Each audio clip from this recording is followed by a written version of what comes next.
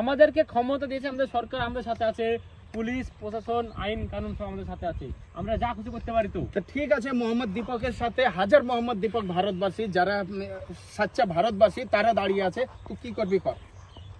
মোহাম্মদ দীপক সে আমাদের হিন্দু ভাইদের গায়ে কেন হাত দিবে, অপমান কেন করবে বজরঙ্গের লোককে? সে হিন্দু আছে, হয়ে, ও হিন্দু হয়ে যেটা করেছে ও ভারতবাসীর সাচ্চা ভারতবাসীর প্রমাণ দিয়েছে, সেটা মানতে হবে তোকে। তুই আজকে পাওয়ার আছে তোদের, তাই বলে তোরা যেটা ইচ্ছা সেটা করবে, গরিব মানুষের উপর অত্যাচার করবে, এই পাওয়ার সারা জীবন থাকবে না। তখন তোদের কি হবে? আজকে তখন আমরা বুঝি না, সরকার আমাদের ক্ষমতা, আমাদের যা মন করতে পারি। সংবিধানের সম্পর্কে জানিস? আমাদের ভারতের সংবিধান বলেছে জাতি ধর্ম নির্বিশেষে তোমার মানে প্রত্যেকটা ভারতবাসীর সমান অধিকার আছে এই দেশে।